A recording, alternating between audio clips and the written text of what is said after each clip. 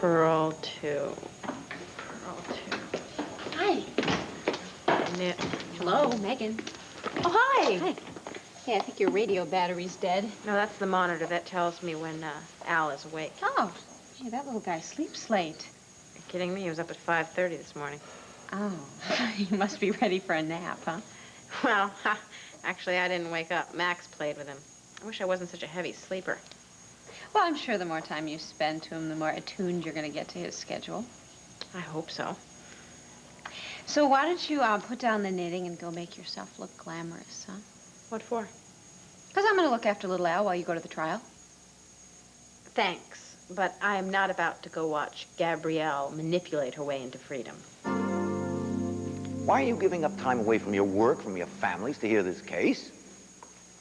Gabrielle Medina confessed her guilt to the police, to me, without coercion. She admitted that she took baby Garrett Grande's lifeless body and placed it in baby Stephen McGillis's bassinet, that she then took baby Stephen McGillis and placed him in baby Garrett's bassinet. Why are we here? Because between the time of her confession and the time of her plea, Miss Medina had a change of heart. Indeed, a change of mind. You see, Miss Medina now claims that she was not criminally responsible for switching the babies because she was temporarily insane at the time of the action. Did she know right from wrong when she placed baby Stephen McGillis and baby Garrett's bassinet? Oh, yes, I assure you she did. But she didn't care. See, her only concerns were her comfort, her needs, her future with Michael Grande. How did she secure that future? How could she do that? By allowing Michael Grande to believe that his son was alive. A son who would need a mother's love, Gabrielle Medina's love. Gabrielle Medina, her actions in the nursery on that tragic night were not caused by some temporary lapse in mental function. From the time she arrived in this town, Gabrielle Medina has acted with deceit, cunning, and malevolence, habits no doubt acquired at a very early age. Kidnapping. Kidnapping was merely the culmination of years of manipulation. Evil and willful manipulation that deserves swift and just punishment.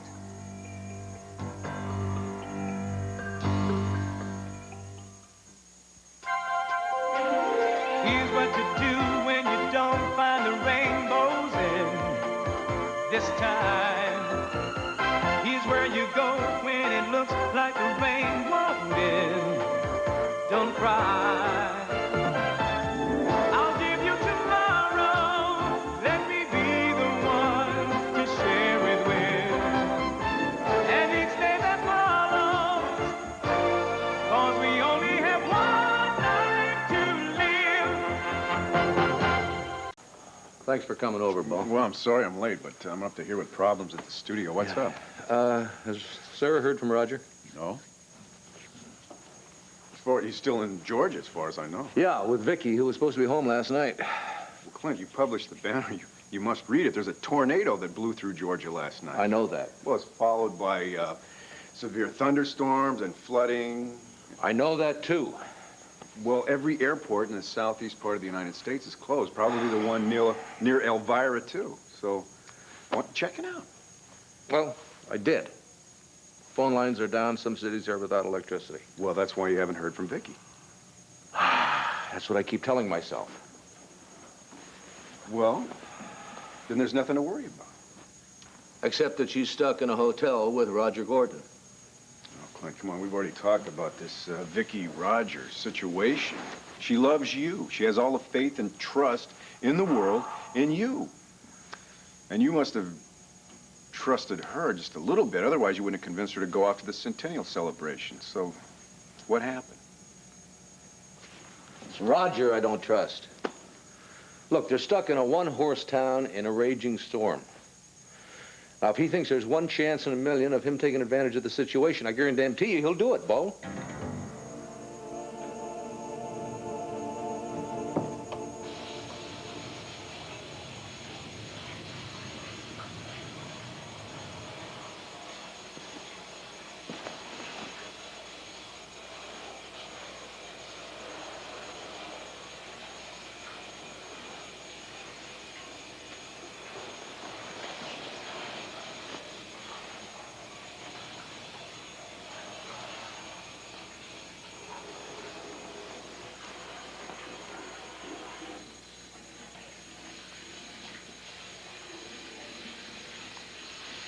Roger? Roger? Yes? Nothing. I just want to make sure it was friend, not foe in there. What'd you say? Nothing. Good morning. I hope you didn't mind my using my room key. I wanted to take a shower and get dressed before you woke up. I'm sorry I disturbed you. No, that's perfectly all right. I brought a pot of coffee from the restaurant downstairs. Help yourself. I'll be out here in a jiffy. Oh, that's all right. Take your time. Thank you.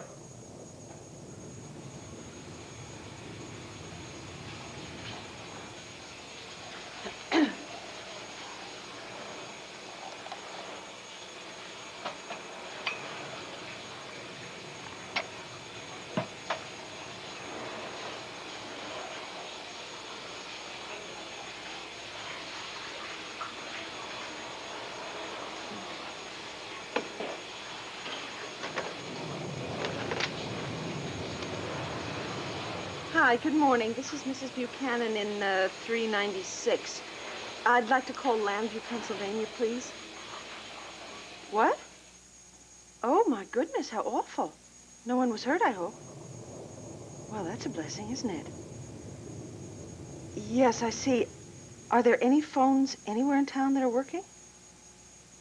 Oh. The airport wouldn't happen to be open, would it? Okay. Would you do me a big favor, please, and just let me know when the phone lines are restored? Thanks a lot. Bye-bye.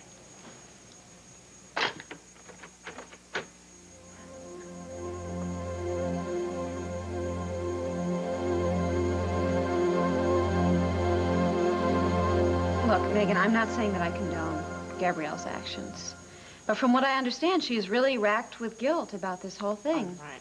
Now, I know that doesn't take away the pain that she's caused Brenda and Michael, but, I mean, what about showing a little compassion? Now, you see, this just proves my theory. She has mastered the fine art of being a victim. First she cons Max, and now she's conning you. It never occurred to you that just possibly her remorse is genuine? No. The only thing genuine about Gabrielle Medina is her selfishness. You know, I think I understand what's going on here. Gabrielle is getting a lot of Max's attention, and I don't think you like it. She's managed to turn Max's life completely upside down.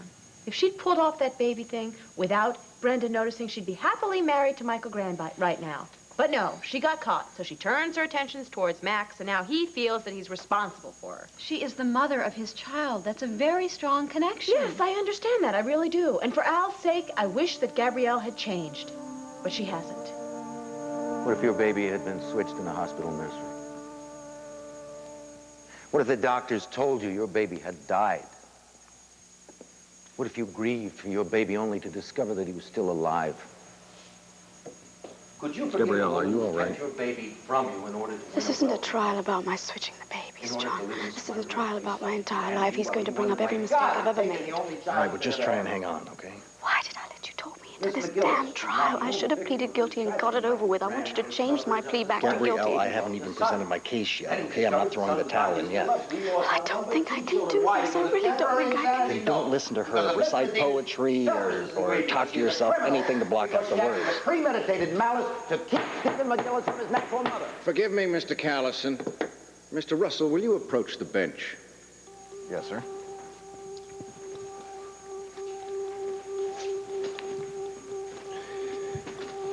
What is going on at the defense table? You're distracting me and the jury as well as Herb. My apologies, Your Honor. I will not tolerate any lack of respect for this court or for the legal process. Yes, Your Honor. I understand my client's emotional state is somewhat... Will you tell her to pull herself together or get out of my courtroom? Now, you've had plenty of time to prepare her for this. I will not have these proceedings interrupted again. Is Yes, that Your Honor. clear? Yes, Your Honor. I'm sorry, Counselor. I'll see that he gets a copy of your opening argument so that he can catch up on what he missed. You're not freshmen. You know the rules. Let's play by them. Yes, Your Honor. Are you finished, Herb, or would you like an opportunity to restate the conclusion of your opening statement? I'm finished. Can John counter the DA's opening statement? Well, he's sure gonna give it a hell of a shot. I hope someone points out that Mr. Callison has a personal vendetta against my daughter. Julia, he doesn't have anything personal against Gabrielle. He's just damn good at his job. Oh, his remarks seemed very personal to me. The look he gave you seemed very personal to me. What's he got against you? Me? Absolutely nothing. I've hardly spoken 2 words to the man in my life. Mr. Russell, your opening statement, please.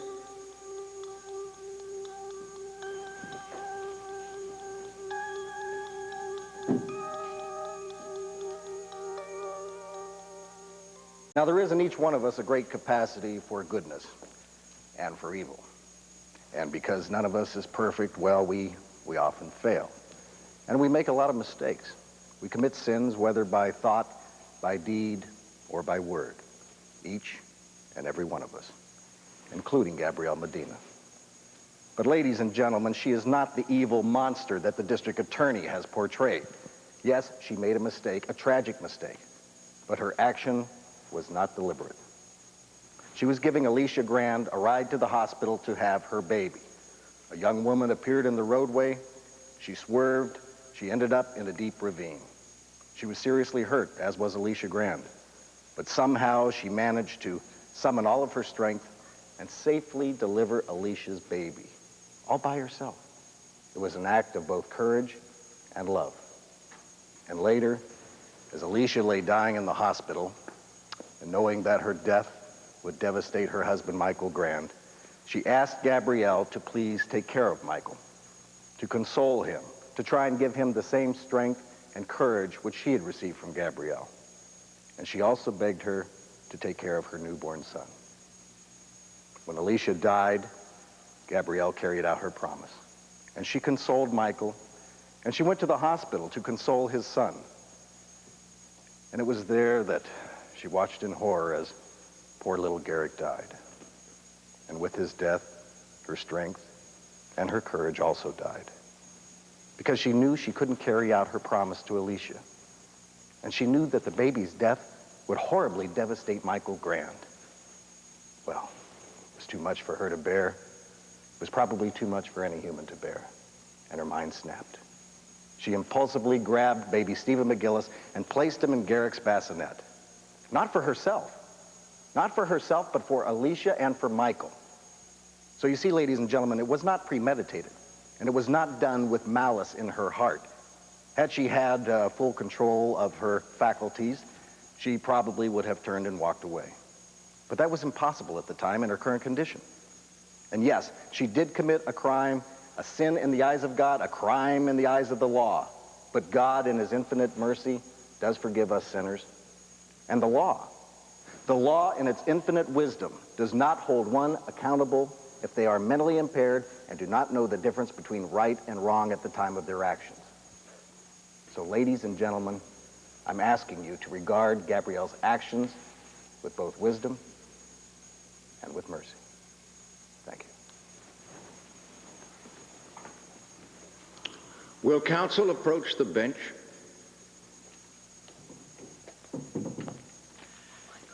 Brenda, if this is too much for you... No, I want to be here. I need to be here. John just gave a very moving speech in Gabrielle's behalf. Never really looked at it from her point of view before. My God, you know the woman as well as I do. She hasn't got a decent bone in her body. She doesn't need any lectures from you, Mike. Well, Brenda, when you give your testimony, you have got to tell the truth about Gabrielle. That jury has to know exactly what she's like. They have to understand that she put you through a terrible, incredible ordeal. Well, as soon as there's a recess, I'll try and talk her, but not call in Brenda. No, her testimony is crucial. She's the one that Gabrielle hurt the most. She's been hurt enough. She doesn't have to go up on stand and relive the experience. Mary, I want to do it. I need to get up there and talk to them and tell them the truth, and I intend to answer their questions as honestly as I can. I'm sorry. I was just so concerned about waking you up, I forgot to take my clothes in there. That's all right. Well, this is may not be a 4-star hotel, but they certainly do have 4-star towels. Yeah, the towels are very nice, aren't they? Well, it really is a pretty nice hotel, though, isn't it? Oh, I like it, yes. Did you sleep well last night? Mm-hmm. I can't imagine you did, though. No, I've had more restful nights. Were you at least able to find a sofa to stretch out on downstairs? No. The lobby was packed with people who had checked out, just like you did, and then they couldn't get out of here because the airport was closed. Oh. The operator told me that a tornado flattened some buildings on the other side of town. Nobody was hurt, though. Yeah, the electrical company has been out restoring most of the power. But the phone company crews are still working. Yes, I tried to call home, and I couldn't get through. Otherwise, I'd be sitting at the airport, waiting for a flight, but the airport's closed. You know, I have no right to complain at all. I know that, especially in view of everything that people here have suffered through, but I feel so trapped, you know, no phone calls out, no flights out. Well, you know what we could do? We could rent a car and drive to the nearest open airport, and then we could stop along the way and you could call home. Oh, but I'm sure that Clint knows about this storm. I mean, tornadoes always make the news. Yes, that's true, they do. And he did make a point of saying that he trusted you, so I'm sure he's not pacing the floors of Llanview worrying about what we're doing. Oh, I just don't want him to worry about me, that's all. Yeah, well, I'm sure that the airport here is going to be open in a couple of hours. Probably we'd be better off if we just stayed here. But if you want to rent a car, that's okay by me. Listen, why don't I get dressed and you just decide what you want to do? Roger, I'm really very grateful to you for giving up your comfort for me last night. Thank you.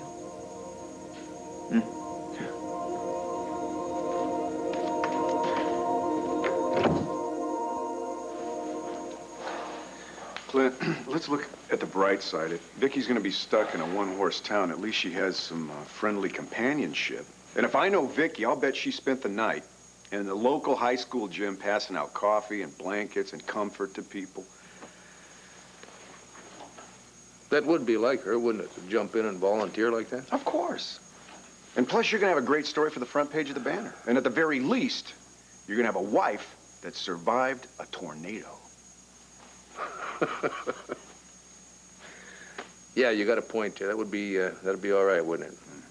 Thanks for getting me back on the right track, Bo. Anytime I can return a favor. Well, now that you mention it, I think you can. Name it. You got it. Well, don't jump in too fast. I don't want to trick you into anything because I know how you feel about wearing tuxedos. Tuxedo? Yeah. Sara insists that every guy in the wedding party wear a tuxedo. Naturally, that would include the best man. I'd be honored. You just name the time and the place, and I'll make sure my tux is pressed and my tie's on straight. November 15th in the cathedral. The cathedral? Yeah. It's a mighty big place. I know, and she's going to fill every pew in the place. She wants this wedding, this storybook wedding that every little girl dreams about when they're like 8 or 9 years old. I'm going to make the dream come true. No, you're making me nervous now, Bo. No, there's nothing to be nervous about because I hired a wedding consultant. This guy is going to take care of everything. He's going to make sure that everybody at this wedding has a great time. That includes the groom and the bride. Well, I wish the two of you the best. Well, thanks. In spite of these little setbacks that are going on right now, the best, that's exactly what you and Vicky have. And you guys, see, that's what Sara and I are aiming for right now. Look, I got to run. I got to meet up with Sara. All right, give her my love, will you? All right, I'll talk to you later.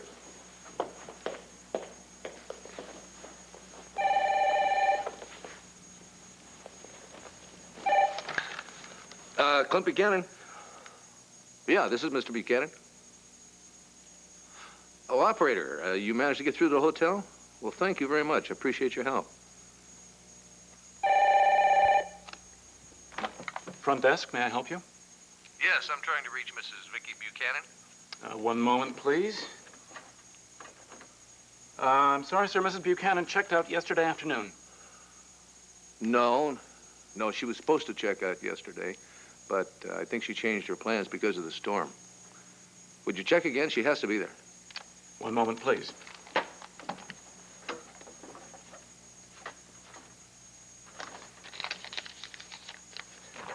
Yes, sir, you are right. She is still a guest here. Well, you ought to keep better records. Well, I'm sorry, sir, but the storm knocked out the computer. I have a note here that says Mrs. Buchanan moved into Mr. Gordon's rooms. That's 396. I'll have the operator ring it for you.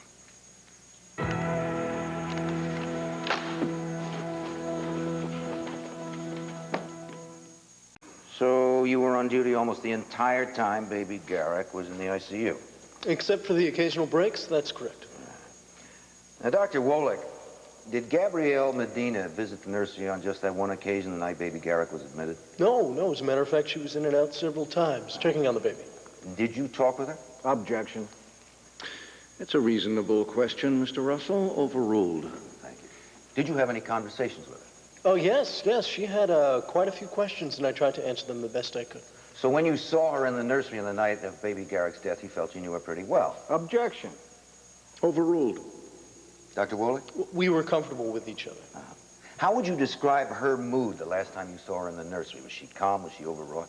Objection. Dr. Wolick is an internist, not a psychiatrist. Now, he's not in a position to judge my client's state of mind. Overruled. The DA is not asking for a psychiatric evaluation, but the reaction of one person to another person at a particular time. Thank you, Your Honor. Dr. Wolick, when Gabrielle Medina came to the nursery on that last night, the night to say goodnight to baby Garrick, the night of his death, did she seem unusually upset? No. As a matter of fact, she was calm and in control like other times that I'd seen her. Thank you. No further questions. Mr. Russell.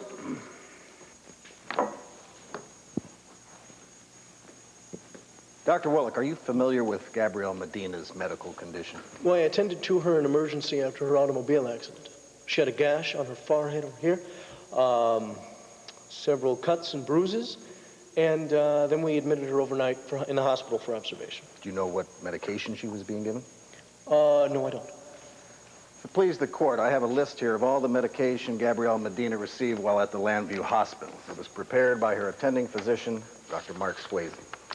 Will the bailiff enter this report as defense exhibit number 1?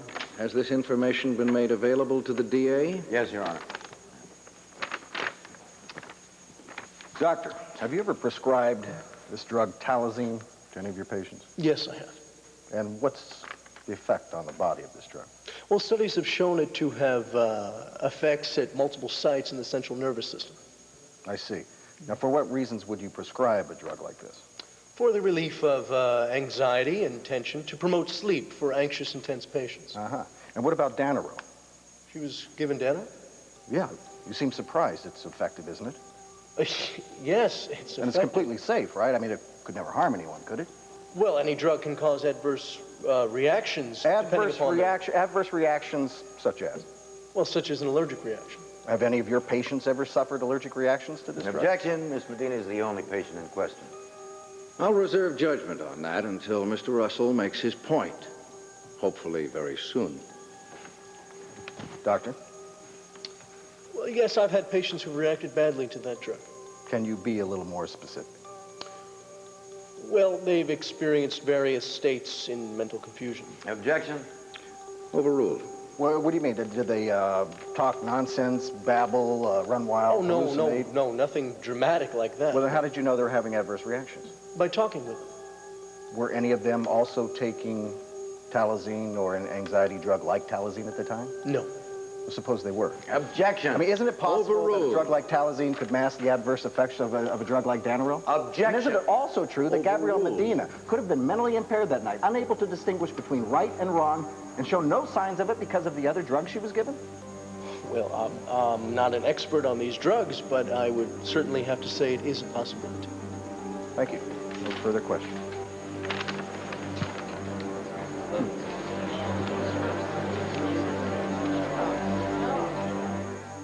Kevin, honey, why aren't you in school? A teacher's meeting, remember? Oh, yes, I do remember. Sorry. Well, we heard about the tornado hitting downtown Elvira. It didn't hit the hotel, did it? No, honey, it didn't do any damage to the hotel at all, as a matter of fact. But it did knock down all the phone lines. That's why I couldn't come home yesterday. I mean, the airport was closed. That's why I couldn't come home. Is Daddy there, sweetheart? I need to talk to him. He's not here. But his secretary said he was going straight home. Well, he was, but he had to take off just a little while ago. When are you coming home, Mom? Well, I'm going to come home just as soon as I possibly can. If the airport here doesn't open soon, or if I can't get on the first flight, then I think I'm just going to drive to the nearest airport that is open and take a plane home from there. Okay, honey? Okay, I'll tell everybody. Good. I love you, sweetheart. Give everybody my love. And I'll see you soon. Okay, bye. Bye, sweetheart. Bye. Did you finally get through? Yes, I did. You were right. Oh, my goodness. The tornado made the news, and they realized that's why I didn't come home yesterday. Well, did you assure him that everything is fine? I didn't talk to Clint, actually. He wasn't there. I talked to Kevin. Did you find out when the airport's going to open? It's already open, and I booked the first available flight. Oh, wonderful. Good. And I also hired a driver to take us to the airport, but we have some time to kill, so I thought we should sample some of this local tasty cuisine. Now, what you got here is your plain, old-fashioned, down-home cooking that'll fill your stomach and just warm your heart. My goodness, it looks like an awful lot of food. What on earth is that concoction? I don't know. Miss Maybelle, the chef at this hotel, she told me about a dozen times, but I never understood what it was. But who cares? Here's to your continued good health and happiness. So I'm hoping that once Gabrielle is sentenced, she'll be sent off to Statesville and everything will go back to normal. What, you don't think that Max and I can get back on track? Oh, no. Yes, I do. Of course I do. So what are you having doubts about? It's nothing, really. Why don't you just go down to that courthouse and give Max a little support, huh? Sarah, I'm not going to go until you tell me what's on your mind. What is it? It's Dad and Viki. I really think they're headed towards disaster. Why? What's wrong?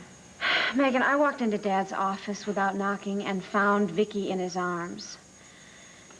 And when they saw me, they immediately broke apart as though I'd caught them doing something wrong. They're friends. I mean, good friends hug each other. You know how affectionate Viki is. No. No, this definitely was not a friendly hug. I'm sure of it. Well, if that's the case, I think you should keep it to yourself. I don't think you should tell Beau, because Beau will then tell Clint, and we'll have World War III on our hands. Yeah, if I tell Beau, I'm going to have World War III on my hands. I mean, he's so loyal to Clint, and then I start defending Dad, and we end up just getting in a huge argument about it. You know, I want to help Dad, and I want to help Viki. Look, Sarah. What? The best thing for you to right now is just to stay out of it. For your sake, for Dad's sake, and for Vicky's. I'm telling you, no one goes up against the Buchanans and wins. Your relationship to Beau is too important, and you shouldn't risk messing it up. What's this about my relationship with Sara? Oh, well, Sara volunteered your services and hers to take care of Al, and I said that 2-year-old monster might add too much pressure to your relationship. Megan, look, Sara and I are too secure, we're too much in love to have anybody or anything give us any problems at all. Is that right, honey? That's right. You go to the courthouse and we'll watch the kid. All right. All right. So where is he? He's upstairs, asleep. Let's go. Okay. Check him out. You know, this could be great practice for us. That way, when Mr. Stewart comes and pays us a little visit someday, then we'll know exactly what to do. Brendan McGillis.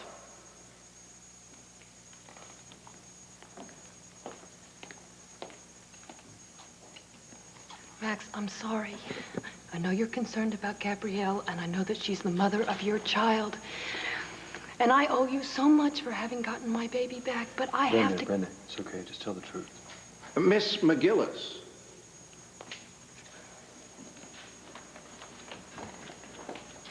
I'm sorry, Your Honor. Raise your right hand. Do you swear to tell the truth, the whole truth, and nothing but the truth, so help you God? Yes, I do. Be seated.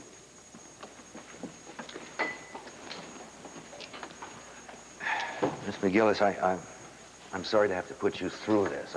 You've suffered more than any human being. Your Honor. Yes, Mr. Russell? Is the DA going to question the witness, or are we going to be treated to another one of his famous speeches? Well, why don't we ask him? Mr. Callison? I'm going to question the witness. Well, then let's get on with it. Yes. As painful as this will be for you, I must ask you to recall the events surrounding the time that you were first led to believe that your baby had died. Objection. Now, we've all been given an account by half the staff of the Llanview Hospital of the events of that night. 2 doctors and 1 nurse, Your Honor. Now, I, for one, am interested in Miss McGillis's version of the events. Nobody is denying the fact that the babies were switched, Counselor. But there's a difference of opinion regarding the defendant's state of mind. But Brenda McGillis does not know the defendant's state of mind, so it's groundless and pointless going on any further, except to gain sympathy for your own cause, Counselor. So, how's it going? I don't know. John scored some points, but so does Herb. Go on with your next question. I didn't know you were coming down here today. I wasn't going to, but I missed you. Miss McGillis, after you were released from the hospital, did you have occasion to visit the child that you thought was baby Garrick at Grandview? Yes. Miss Medina was living at Grandview at that time, was she not? Yes. Did she welcome your visit? No. She didn't want you to see the baby? Objection. That's a pertinent question, Mr. Russell. Objection overruled. Miss McGillis? No, she didn't want me anywhere near my baby. Would you characterize her attitude towards you as resentful? Yes. Did you ever sense any remorse on Miss Medina's part? Overruled. No, not at first. Now, defense contends that Miss Medina was temporarily insane at the time she switched the babies. If that is true, doesn't it follow that she would have returned your baby to you once her period of temporary insanity was over?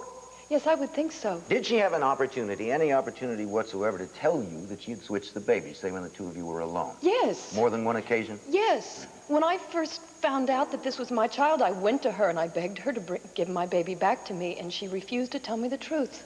Thank you, Miss McGillis. No further questions.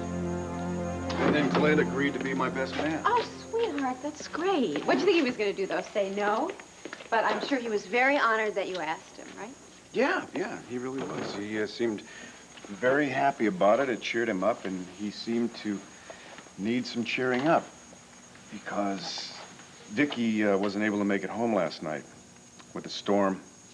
Has your dad called? Has he said anything about when they might be home? No. But, I mean, I'm sure with the storm and flights being canceled that phone lines are down, too. Yeah, I suppose. But I don't really think that Clint was worried about Viki or the storm. I think he's got this ridiculous notion that my father is going to jump into bed with her. Well, he did mention something about that. I felt terrible for the guy. I did everything I could to talk him out of being jealous, and it did work this time. I'm not so sure that it's going to work next time. Next time? Honey, why should there even be a next time? Clint and Dad, Viki, they're all going to work this out for themselves. There is no reason for us to get involved. I don't see how you can be so damn casual about this, Sarah, I swear. Bo, I don't think it's any of our business. Well, I think that maybe we should make it our business. Otherwise, Clint's and Viki's marriage could end up being destroyed. Unless, of course, that's what you want. You know, it is a terrible shame, really, after all the months of hard work that these people did down here, that the storm completely ruined their celebration. I ran into Sue Adden in the lobby. They're going to have the celebration in 4 weeks. Oh. She told me they're going to have to replace all their outdoor decorations. You know, Roger, come to think of it, every single one of Llanview's celebration events is scheduled to be held outdoors. Maybe we should move a few of them inside in case something like this happens to us. It's a good idea. A natural disaster date, by all means. Oh, gracious. I'm sorry. Victoria, did I burn you? No, not at all. Oh, dear. Here, let me call housekeeping, and I'll have them send somebody right up. No, Roger, it's all right. Let me just go in the bathroom, and I'll rinse it off, and I'll dry it with a hairdryer. It's okay. No, let me do it. Actually. No, honest. I'll be just fine, not to worry. I'll take care of it.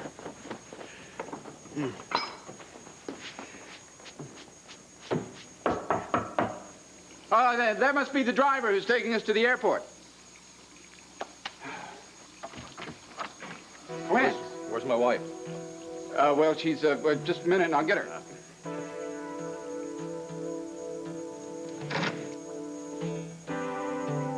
Clint! What on earth are you doing here? Question is, what the hell are you doing here, Viki? Gabrielle did admit the truth to you, didn't she? Yes. And when was that? After the wedding ceremony. Her wedding to Michael Grande. Yes, she was getting ready to say her vows, and then all of a sudden she just turned around and started running out of the church, and she saw me and she stopped. And what did she say to you? She said that she was sorry, she never meant to hurt me, and that she wanted to make it up to me, and then she ran out. So she left Michael standing up there at the altar just to come and tell you she was sorry for ever having hurt you? Yes. Well, did that surprise you? I was stunned. And did you think that she was sincere and remorseful? Yes, I did. It seemed that her pain was genuine. Had you seen that pain before, or was this the first time? No, I'd seen it before. I mean, she used to hold the baby, and she would be looking at the child with so much love in her eyes, and then all of a sudden she just seemed devastated, and I didn't understand it at all until I realized that that was my baby and not Michael's. So you would say that Gabrielle was a very loving mother to your son? Yes. I think that she was caring and that she was very sensitive to my child, even after I found out what happened. I never doubted that she loved that baby. You're playing right into his hands, Brenda. He's tricking you into saying things you don't even mean. This woman is evil. She almost destroyed you, and she has got to be punished. Oh, all I want is for everyone to be happy. Now, my father is an honorable man, and Viki loves Clint and is very secure in that marriage. I think as soon as Clint stops being so pig-headed and jealous and accepts that, everything's going to be just fine. Clint's my brother. I know he is, and you've talked to him, you've tried to reason with him, and he won't listen to you, so why won't you just give it up? Maybe the reason that I haven't been able to get through to Clint is that deep down I have this feeling of my own. I'm not so sure that your father can really be trusted as far as Viki's concerned. I can't believe you're saying that. I can't even believe you think that. Didn't you tell me that your dad admitted that he was still in love with Viki? Yes, and I also told you that he said he would never do anything to destroy that marriage, that he had too much respect for Viki's feelings. Yeah, well, I don't think Viki is real sure about her feelings right now. I think Viki is very confused right now. I think she's vulnerable, and if she put herself in the position that she allowed your father to make a move on her. Look, you know that Viki would never let that happen. I think you're just taking Clint's fears and making them your own.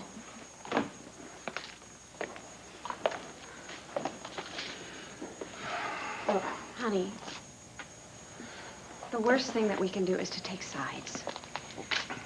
I think that we should take sides in this because you have a great deal of influence on your father. I can get through to Viki and Clint. They will work it out.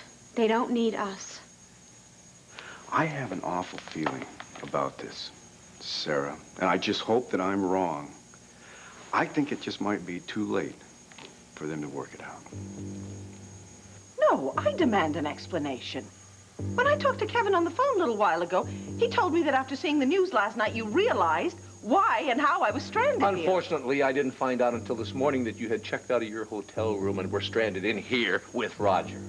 So you came rushing down here? How dare you? At least now I know the score, Viki. Oh, you don't know anything. We were sitting there having coffee together. I spilled coffee all over myself. I don't want to hear your lame excuses. I see with my own eyes what the hell's been going on here. She's telling the truth, Clint. Why don't you just shut up and listen to her? You shut up! My God, what are you doing? Get off of him! You are behaving like a madman! Get off him now! Leave him alone! Roger, speak to me. Viki! All right? Get your hands off of me! Don't ever do that again! Get out of my way! Look, Roger, are you all right? Oh, my God. Roger. Don't forget about him. We're getting out of here. Roger, are you all right? Yeah, I'm okay. Come here. Don't I don't said try let's go. We're getting out of here. Leave me alone! Don't try and sit up until you're ready. Are you okay? Are you sure you don't need a doctor? No, I need karate lessons. Oh, you'd rather tend to your lover instead of talk to your husband? Is that it? Talk to you? There is no talking to you! God knows I have tried! But you will only believe what you want to believe. I'm not going to waste one more second trying to talk to you. Goodbye, Clint. What do you mean, goodbye? Where are you going? I'm going away from you. I never, ever want to see you again. Viki, get back in here.